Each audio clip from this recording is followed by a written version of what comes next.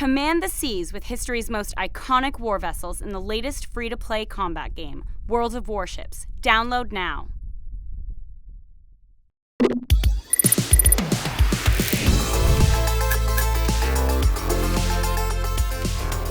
Hi guys, I'm Lucy and welcome to In 2 Minutes.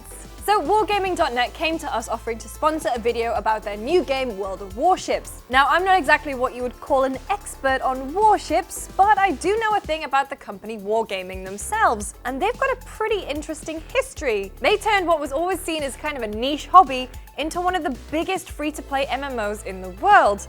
And it's weird to think that it all started with watermelon seeds. As a child, Wargaming's founder Victor Kisley made a tabletop game by drawing basic geography on the floor and used household items like seeds for units. Playing against his brother, he not only found himself in love with wargaming, but also its community, so much so that he'd later name a whole company after it. University enabled Kisley to go on an exchange visit to the US, which inspired him. He wanted the American dream of riches and success. So how did he go about achieving that? Well, he rounded up some friends to help him program a game, Iron Age. A cross between Risk, Panzer General and Civ, Iron Age sadly, well, about 4 people played it. But one of those people, who went by the name Tiger, would prove key to Wargaming's future. Undeterred, Kisley and co went on to make their first profitable game, a digital version of the tabletop rule set De Bellis Antiquitatis, or DBA. Funded by a monthly subscription service that gave players access to more content, and powered by hordes of ramen-fueled undergrad programmers, DBA launched in 2000, earning a strong following and, crucially, a lot of money. With a team of 12 and some spare dollar, the new Wargaming turned their hand at something a little more mass market. And what's more mass market than robots?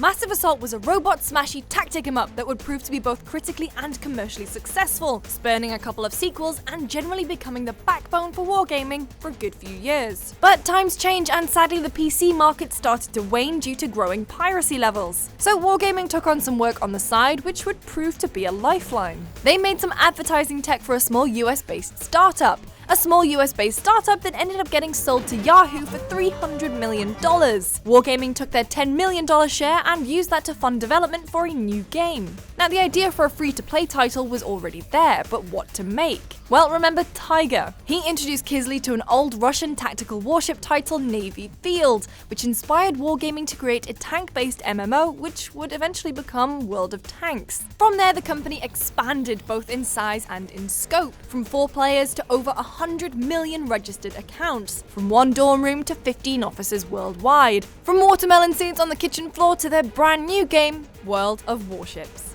So I thought it was kind of cool that a studio could start at the bottom, where the bottom is an actual kitchen floor, and now be here, which is, you know, all the successful stuff I talked about earlier. That's the show for this week, guys. Thanks for watching. Don't forget you can find me on Twitter at LucyJamesGames, and I'll see you next time.